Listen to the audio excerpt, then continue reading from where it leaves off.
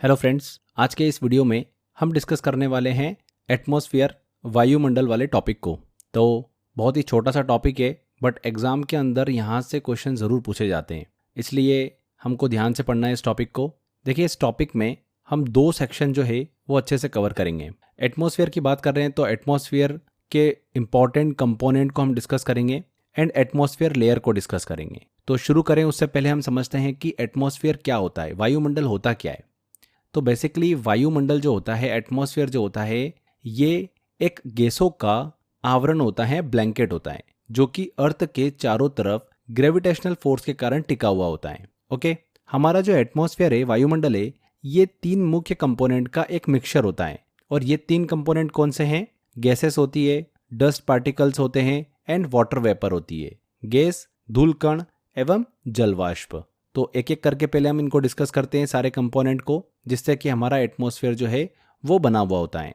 तो सबसे पहले गैसेस की बात करें तो एटमॉस्फेयर के कॉन्टेक्स्ट में गैसेस का बहुत ही इंपॉर्टेंट रोल रहता है, क्योंकि एटमॉस्फेयर कई गैसेस का मिक्सचर है। हमारे जीवन के लिए इन गैसेस का सही संतुलन मतलब बैलेंस बहुत ही ज़रूरी होता है। हमारे एटमॉस्फेयर में मुख्य तौर पर कई प्रकार की अलग अलग गैसेस पाई जाती है, जैसे कि nitrogen, oxygen, organ, carbon dioxide. तो इनके बारे में हम जानते हैं। सबसे पहले नाइट्रोजन की बात करें तो नाइट्रोजन गैस एटमॉस्फेयर में सबसे ज़्यादा मात्रा में पाई जाने वाली गैस है, लगभग 78%। यह गैस आँख को कंट्रोल करती है और रेस्पिरेशन में पार्टिसिपेट नहीं करती हैं। जो हम श्वसन क्रिया करते हैं ना, उसमें पार्टिसिपेट नहीं करती हैं। साथ ही साथ ये एटमॉस्फेयर में स्टेबिलिटी भी बनाए रखती है और बहुत ही रिएक्टिव नहीं होती हैं। अब स्टेबिलिटी बनाए रखती हैं और रिएक्टिव नहीं होती हैं, इसका मतलब क्या है? मतलब यह है कि नाइट्रोजन गैस जो होती है, ये अन्य जो एलिमेंट होते हैं उनके साथ में केमिकल रिएक्शन जो है वो नहीं करती हैं। बिना किसी परेशानी के हमको सांस लेने लायक वातावरण जो है वो बनाए रखती हैं। इसीलिए नाइट्रोजन जो है ये भी काफ़ी इंपॉर्टेंट है एटमॉस्फेयर के लिए। नेक्स्ट बात करते हैं हम ऑक्सीजन। ऑक्सीजन जो है ये 20.9% के लगभग होती है एटमॉस्फेयर में, और इसे जीवनदायिनी गैस भी कहते हैं, क्योंकि हम श्वसन करते हैं, ऑक्सीजन लेते हैं, कार्बन डाइऑक्साइड छोड़ते हैं, और ये गैस जो है रेस्पिरेशन में हमको मदद करती हैं। इसी के साथ साथ ऑक्सीजन जो होती है ये कंबंशन मतलब दहन के लिए भी ज़रूरी होती है। ऑक्सीजन जो है हमारी ज़िंदगी के लिए एक बहुत ही महत्वपूर्ण गैस में से एक है। नेक्स्ट आती है हमारी ऑर्गन। ये गैस जो है एटमॉस्फेयर में लगभग 0.94% के आसपास होती है। इसे इनर्ट गैस भी कहते हैं, निष्क्रिय गैस, क्योंकि यह किसी भी रिएक्शन में पार्टिसिपेट नहीं करती हैं, भाग नहीं लेती हैं। इसके बाद कार्बन डाइऑक्साइड की बात करते हैं। ये गैस लगभग 0.03 से लेकर 0.04% होती हैं। ये फोटोसिंथेसिस जो प्रकाश संश्लेषण की प्रोसेस होती है उसके लिए आवश्यक होती हैं। कार्बन डाइऑक्साइड गैस जो है इसे ग्रीन हाउस गैस भी कहते हैं। ये धरती पर जो ग्लोबल वार्मिंग होती है उसका कारण बनती है, क्योंकि यह सबसे भारी गैस होती है।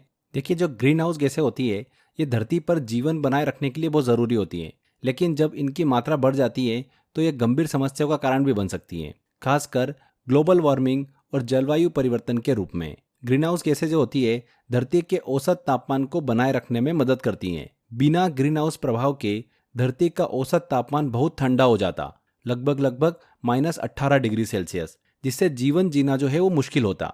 ये गैसें धरती को इतना गर्म रखती हैं कि यहाँ पर जीवन संभव हो सके। CO2 एक ग्रीन हाउस गैस है, मतलब वातावरण में उपस्थित होकर ये क्या करती है, सूर्य से आने वाली जो हीट होती है उसको धरती के चारों ओर रोक कर रखती हैं और उसे वापस अंतरिक्ष में जाने से रोकती हैं, जिससे धरती का जो तापमान होता है, टेम्परेचर जो होता है वो बढ़ता है। इस पूरी प्रोसेस को ही क्या बोला जाता है? ग्रीन हाउस इफेक्ट बोला जाता है। ओके, अब ग्रीन हाउस इफेक्ट में शामिल अगर गैसेस की बात करें तो कार्बन डाइऑक्साइड तो हमने डिस्कस किया ही सही। इसके अलावा मीथेन भी होती है, वाटर वेपर भी होता है जो आगे हम डिस्कस करेंगे, N2O होता है, नाइट्रस ऑक्साइड होता है, क्लोरोफ्लोरोकार्बन होता है। तो ये सभी क्या है? ग्रीन हाउस गैसें होती है। ओके, इसके बाद फ्रेंड्स हम बात करते हैं अब सेकेंड कंपोनेंट की हमारे एटमॉस्फेयर में जो है वो है वाटर वेपर, मतलब जलवाष्प। तो जलवाष्प क्या होता है? जलवाष्प का मतलब होता है कि पानी का गैस के रूप में बदल जाना। जब पानी गर्म होता है तो वह हवा में उड़कर जलवाष्प मतलब वाटर वेपर बन जाता है, जिसे हम देख नहीं सकते हैं क्योंकि यह इनविजिबल होता है। वाटर वेपर कैसे बनता है? तो जब सूरज की गर्मी पानी को गर्म करती है तब पानी धीरे धीरे वेपर बन जाता है, मतलब वाष्प बन जाता है और हवा में मिल जाता है। इस प्रक्रिया को ही क्या बोलते हैं? इवोपरेशन कहते हैं। एग्जाम्पल के लिए समझिए कि जब आप एक बर्तन में पानी को गर्म करते हैं तो उससे स्टीम निकलती है जो कि वाटर वेपर का ही एक रूप होती है। ओके, वाटर वेपर से मौसम पर क्या असर पड़ता है अगर हम बात करें तो वाटर वेपर से बादल, बारिश और बर्फ बनते हैं। जब वाटर वेपर जल वाष्प ऊपर जाकर ठंडा होती है तो ये क्या होती है, कंडेंस होकर बादल बनाती है। इससे बारिश, बर्फ और मौसम का बदलाव होता है। इसीलिए वाटर वेपर का मौसम पर गहरा प्रभाव पड़ता है। वाटर वेपर एक जल चक्र का भी हिस्सा होती है, मतलब वाटर साइकिल का भी हिस्सा होती है। जब वाटर वेपर बादल बनकर ठंडे इलाकों में जाता है तो ठंड की वजह से यह फिर से पानी की बूंदों में बदल जाता है। इसके बाद बारिश या फिर बर्फ के रूप में यह जल वापस धरती पर गिरता है। इसे ही क्या बोलते हैं, वाटर साइकिल कहते हैं। एग्जाम्पल के तौर पे समझें तो बारिश के बाद जब पानी जो होता है वो नदियों, तालाबों और समुद्र में जाता है, तब सूरज की गर्मी उसे फिर से क्या करती है, वाष्प मतलब वेपर में बदलकर हवा में भेज देती है। और यह चक्र जो होता है वो यूं ही चलता रहता है। वाटर वेपर के दो मुख्य तरीके होते हैं, एक होता है वेपराइजेशन और दूसरा होता है ट्रांसपिरेशन।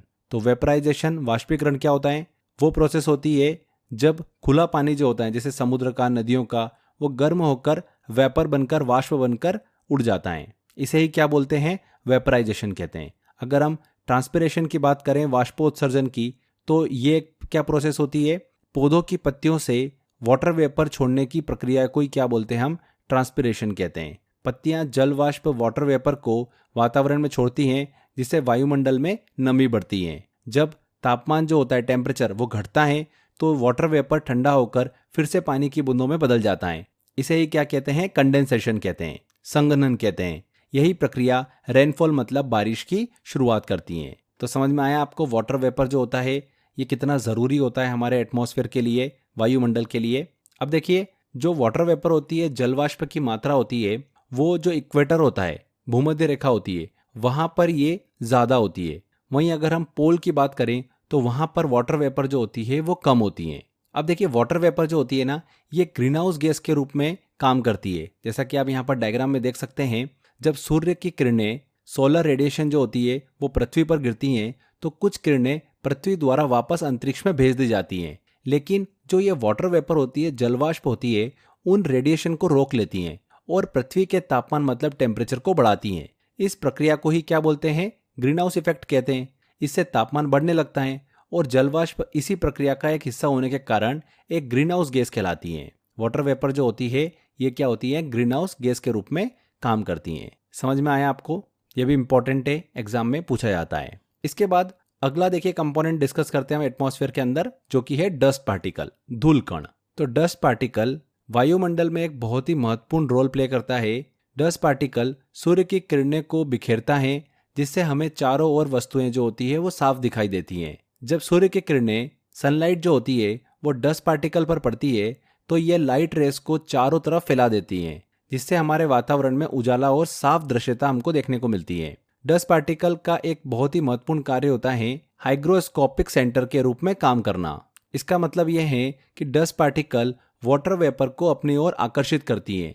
जब वायुमंडल में पर्याप्त मात्रा में वाटर वेपर होती है तो ये डस्ट पार्टिकल क्या करती है, जो वाटर वेपर होती है उसको क्या करती है, कंडेंस करने में हेल्प करती हैं, संघनित करने में मदद करती हैं। कंडेंसेशन का मतलब अभी हमने डिस्कस किया, जल वाष्प जो होती है ये ठंडे धूल कण जो होते हैं, डस्ट पार्टिकल, उन पर चिपकती हैं और पानी की बूंदों में बदल जाती हैं, जिससे बादल बनते हैं। रेगिस्तान इलाकों में जब धूल के कण जो होते हैं, डस्ट पार्टिकल, हवा में बहुत अधिक होते हैं तो ये बारिश के समय वाटर वेपर को अपनी ओर क्या करते हैं, अट्रैक्ट करते हैं और बारिश की प्रक्रिया में जो प्रोसेस होती है उसमें सहायक होते हैं। ठीक है, इस तरीके से डस्ट पार्टिकल जो है वो एटमॉस्फेयर में कंडेंसेशन और लाइट को फैलाने में हेल्प करते हैं, सहायक होते हैं। तो ये भी एटमॉस्फेयर के लिए बहुत ही इंपॉर्टेंट होते हैं डस्ट पार्टिकल। तो तीन मेजर हमने कंपोनेंट डिस्कस करे, gases, water vapour and dust particle. तो एटमॉस्फेयर जो होता है ये तीन मुख्य कंपोनेंट का मिश्रण होता है। आगे फ्रेंड्स अब हम बात करते हैं वायुमंडल की परतों की, लेयर्स ऑफ एटमॉस्फेयर। देखिए, टेम्परेचर और अदर कंपोनेंट के हिसाब से हमारा जो एटमॉस्फेयर है ये 5 लेयर्स में बटा हुआ है। 5 लेयर कौन कौन सी हैं? ट्रोपोस्फेयर, जिसे शोभ मंडल कहा जाता है। दूसरा स्ट्रेटोस्फेयर, जिसे समताप मंडल कहते हैं। तीसरा आता है मेसोस्फेयर, जिसे मध्य मंडल कहते हैं। चौथा आता है आइनोस्फेयर, जिसे बोला जाता है आयन मंडल। और पांचवा आता है एक्सोस्फेयर, जिसे बोला जाता है बहिर्मंडल। तो इन पांचों को हम डिस्कस करने वाले हैं। यहाँ पर ध्यान रखिएगा, जो ये लेयर होती है इसमें से कुछ अपर लेयर है, कुछ लोअर लेयर है। तो वायुमंडल की जब अपर लेयर की स्टडी होती है उसको क्या कहा जाता है, एरोलॉजी कहा जाता है। वहीं लोअर लेयर की जो स्टडी होती है उसको कहा जाता है मेटेओरोलॉजी। तो ये दोनों टर्म को क्लियर रखिएगा, किसको एरोलॉजी कहा जाता है और किसको मेटेओरोलॉजी कहा जाता है। क्लियर। अब एक एक करके लेयरों को डिस्कस करते हैं। क्वेश्चन यहाँ से बहुत पूछे जाते हैं एग्जाम के अंदर। सबसे पहला हमारे पास में आता है ट्रोपोस्फेयर। इसको बोला जाता है शोभ मंडल। देखिए, ये वायुमंडल की जो हमारा एटमॉस्फेयर है उसकी सबसे निचली परत होती है। सबसे निचली लेयर कौन सी होती है, ट्रोपोस्फेयर की होती है। ये पृथ्वी की जो सतह होती है वहां से लेकर 18 किलोमीटर तक फैली हुई होती हैं। इसमें एटमॉस्फेरिक इवेंट्स जैसे कि बारिश होना, तूफान आना, हवाएं चलना, ये सब हमको देखने को मिलता है। इसी लेयर में मौसम में बदलाव जो होता है, वेदर चेंजेस, वो हमको देखने को मिलते हैं, जैसे कि गर्मी, सर्दी, वर्षा, रेनफॉल, ये सभी चीज़ें हमको इसमें देखने को मिलती हैं। जब बारिश होती है या फिर तूफान आता है तो ये सारे इवेंट जो होते हैं, घटनाएं जो होती है, ये इसी परत में हमको देखने को मिलती हैं। अब देखिए, मैं आपको याद करने की एक शानदार सी ट्रिक बताता हूँ। आप यहाँ पर ट्रोपोस्फेयर में स्टार्टिंग का एक वर्ड देखेंगे तो आपको यहाँ पर क्या दिख रहा है, ट्रॉप। ट्रॉप वर्ड जो है ये कैसा साउंड दे रहा है, ड्रॉप जैसा दे रहा है। और ड्रॉप जो होता है, जब पानी गिरता है तो ड्रॉप बोलते हैं उसको, है ना। तो मतलब रेन की तरफ इशारा कर रहा है। तो रेनफॉल होना, बारिश होना, तूफान आना, ये सारी घटनाएं ट्रोपोस्फेयर में हमको देखने को मिलती हैं। तो इस तरीके से आप इसको रिलेट करके इजीली याद रख सकते हैं। समझ में आ गया आपको। अब देखिए फ्रेंड्स, इस लेयर में जैसे जैसे हम हाइट में जाएंगे वैसे वैसे हैवी गैसेस जो होती है वो कम होगी। मतलब ऊंचाई बढ़ने पर भारी गैस में कमी आएगी। इसी के साथ साथ तापमान में भी गिरावट जो है वो देखने को मिलती है। ट्रोपोस्फेयर में अगर कोई व्यक्ति 165 मीटर की ऊंचाई पर पहुंचता है तो 1 डिग्री सेल्सियस टेम्परेचर जो है वो कम हो जाता है। और इसी वैल्यू को क्या बोला जाता है, नॉर्मल लैप्स रेट कहते हैं, सामान्य ह्रास दर। ट्रोपोस्फेयर की सबसे अपर लेयर को क्या बोला जाता है, ट्रोपोपॉज कहा जाता है, शोभ सीमा कहा जाता है। इसकी हाइट पोल पर 8 किलोमीटर होती है और इक्वेटर पर कितनी होती है, 18 किलोमीटर होती है। एटमॉस्फेयर की अगली लेयर की तरफ चलते हैं जो कि है हमारी स्ट्रेटोस्फेयर। तो इसे बोला जाता है हिंदी में समताप मंडल। देखिए, जो शोभ मंडल अभी हमने डिस्कस करा, ट्रोपोस्फेयर डिस्कस करा, उसके ऊपर ये स्थित होती हैं, जो कि 18 किलोमीटर से लेकर 50 किलोमीटर तक फैली होती हैं। बहुत ही इंपॉर्टेंट है, एग्जाम में क्वेश्चन पूछते हैं, यहाँ से ध्यान से सुनिएगा। इस परत में ओजोन लेयर जो होती है वो स्थित होती हैं, जो सूर्य से आने वाली जो अल्ट्रावायलेट रेज होती हैं, पराबैंगनी किरणें, उनको पृथ्वी पर आने से रोकती हैं, अल्ट्रावायलेट रेज को। ठीक है। इस परत में जो टेम्परेचर होता है वो सामान्य रूप से स्थिर होता है और यहाँ पर वेदर इवेंट्स हमको नहीं देखने को मिलते हैं, जैसे कि रेनफॉल होना, तूफान आना, ये सब हमको यहाँ पर नहीं देखने को मिलते हैं। इस लेयर में अक्सर आपने देखा होगा हवाई जहाज जो उड़ते हैं वो आमतौर पर इस परत मतलब इस लेयर के अंदर ही उड़ान भरते हैं। इस परत की 20 से लेकर 22 किलोमीटर की ऊंचाई पर ओजोन परत जो है वो पाई जाती है। ओजोन परत की बात करें तो अभी हमने डिस्कस भी किया कि सूर्य से आने वाली पराबैंगनी किरणें मतलब अल्ट्रावायलेट रेस को पृथ्वी पर आने से रोकती हैं। बहुत ही महत्वपूर्ण परत है ये। अगर ये परत नहीं होती तो ये किरणें जो है सीधे धरती पर आती, जिससे कि त्वचा मतलब स्किन कैंसर होने जैसी भयंकर बीमारी जो है वो हो सकती थी। इसी के साथ साथ ओजोन लेयर जो है ये कई किरणों को अवशोषण भी करती है, जिससे कि हमारे पृथ्वी पर टेम्परेचर जो है वो नहीं बढ़ता है, नहीं तो टेम्परेचर बहुत बढ़ जाता। ओजोन परत के होने की वजह से ही यहाँ पर बादलों का निर्माण नहीं हो पाता है, मौसमी घटनाएं जो है वो नहीं होती हैं। इसी वजह से यहाँ पर एरोप्लेन जो है वो उड़ाए जाते हैं। तो समझ में आया आपको, ये हमने डिस्कस किया स्ट्रेटोस्फेयर। अब बात करते हैं हम मेसोस्फेयर की, मतलब मध्यमंडल की। तो ये परत जो होती है 50 किलोमीटर से लेकर 80 किलोमीटर की ऊंचाई तक स्थित होती हैं। इस परत पर डस्ट पार्टिकल जो होते हैं वो नहीं मिलते हैं हमको। इसी वजह से यह वायुमंडल की सबसे ठंडी परत होती हैं। इस परत में जो उल्का होती है मतलब मीटियर्स जो होते हैं, जब पृथ्वी के वायुमंडल में प्रवेश करते हैं तो वे जलकर इसी परत में समाप्त हो जाते हैं। जब आप आसमान में कोई टूटता हुआ तारा देखते हैं मतलब शूटिंग स्टार देखते हैं तो वो इसी परत में जल रहा होता है। ओके, तो ये है मेसोस्फेयर। इसके बाद चौथी लेयर आती है हमारी, वो आती है आयनोस्फेयर, आयन मंडल। ये परत जो होती है 80 किलोमीटर से 640 किलोमीटर की ऊंचाई पर स्थित होती हैं। इस परत में इलेक्ट्रिकली चार्ज पार्टिकल जो है वो पाए जाते हैं। ये कण जो होते हैं गैसेस की वजह से यहाँ पर पाए जाते हैं। देखिए, इलेक्ट्रिकली चार्ज पार्टिकल की बात करी तो ऐसे पार्टिकल जिनके पास इलेक्ट्रिक चार्ज होता है। अब ये दो प्रकार के होते हैं, पॉजिटिवली चार्ज पार्टिकल और दूसरा negatively charge particle. Positively charge particle जिनके पास पॉजिटिव चार्ज होता है, जैसे कि प्रोटॉन। नेगेटिवली चार्ज पार्टिकल की बात करते हैं तो जिनके पास नेगेटिव चार्ज होता है, जिसे हम इलेक्ट्रॉन कहते हैं। ठीक है, इस परत पर रेडियो वेव रिफ्लेक्ट करती हैं और इसी वजह से इस लेयर पर रेडियो स्टेशन जो है वो स्थापित किए जाते हैं। इस परत में सैटेलाइट्स और अंतरिक्ष यान जो होते हैं, स्पेसक्राफ्ट, वो घूमते रहते हैं। जब हम FM रेडियो सुनते हैं तो वह रेडियो सिग्नल जो है वो इसी परत से होकर आते हैं। तो ये काफ़ी इंपॉर्टेंट है, एग्जाम में यहाँ से क्वेश्चन पूछा आता है इस पॉइंट को लेकर, तो इस चीज़ को आप दिमाग में रखिएगा। आइनोस्फेयर, ठीक है, 80 किलोमीटर से लेकर 640 किलोमीटर की ऊंचाई पर ये लेयर जो है, परत जो है वो स्थित होती है। इसके बाद लास्ट लेयर आती है हमारी एक्सोस्फेयर, मतलब बहिर्मंडल।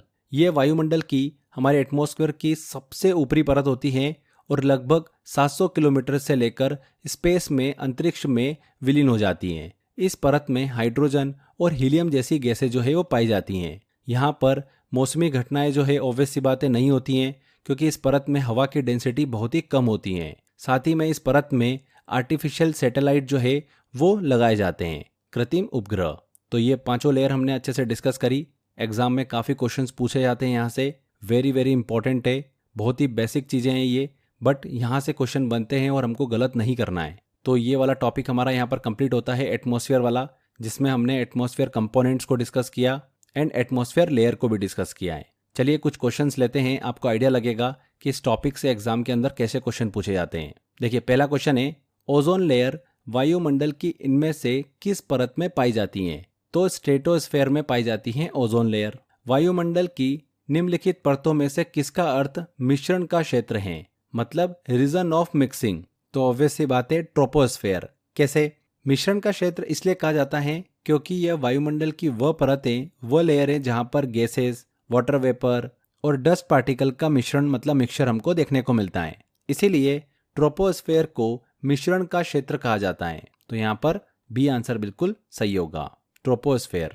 अगला क्वेश्चन है, क्षोभ मंडल मतलब ट्रोपोस्फेयर की औसत ऊंचाई कितनी होती है? तो अर्थ की सरफेस से लेकर 18 किलोमीटर तक फैली होती है ये लेयर, क्षोभ मंडल मतलब ट्रोपोस्फेयर। तो यहाँ पर एवरेज ऊंचाई पूछी है, तो यहाँ पर देखेंगे हम 13 किलोमीटर। 30 किलोमीटर तो हो नहीं सकती, 6 किलोमीटर भी एवरेज नहीं हो सकती, 50 किलोमीटर भी नहीं हो सकती। तो ऑब्वियस सी बात है, यहाँ पर 13 किलोमीटर जो होगी वो बिल्कुल सही आंसर होगा। अगला क्वेश्चन है, समताप मंडल मतलब स्ट्रेटोस्फेयर के संबंध में इनमें से कौन सा कथन सही नहीं है? तो देखिए पहला कथन है, यह मध्य मंडल के ठीक ऊपर होती है, मतलब मेसोस्फेयर के ठीक ऊपर होती है। तो ये तो गलत है। यहाँ पर स्ट्रेटोस्फेयर जो लेयर होती है, जो समताप मंडल होता है, ये ट्रोपोस्फेयर के ऊपर होती है, ना कि मेसोस्फेयर के ऊपर होती है। तो पहला पॉइंट तो गलत है ही सही। यह लगभग 50 किलोमीटर की ऊंचाई तक फैली होती है, तो ये पॉइंट बिल्कुल सही है।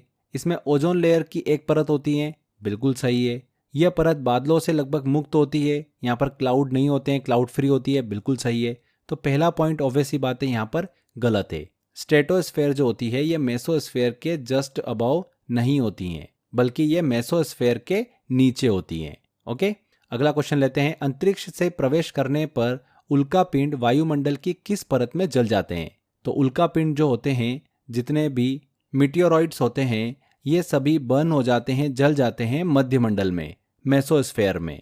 तो यहाँ पर सी आंसर। अगला क्वेश्चन है, वायुमंडल में कितने प्रतिशत ऑक्सीजन मौजूद हैं? तो ऑक्सीजन की बात करें तो लगभग 20-21% हमको ऑक्सीजन देखने को मिलती है, तो यहाँ पर 21%। वातावरण में, एटमॉस्फेयर में कौन सी परत रेडियो तरंगों को परावर्तित करती हैं? तो एटमॉस्फेयर के अंदर रेडियो वेव्स को रिफ्लेक्ट कौन सी लेयर करती है?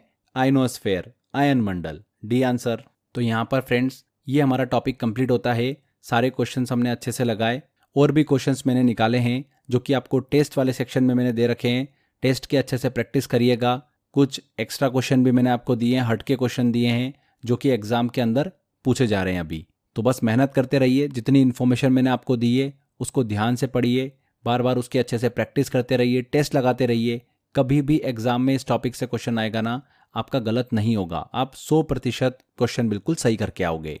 तो आज के इस सेशन में इतना ही। मेहनत करते रहिए, 100% आपको सफलता मिलेगी। Thank you.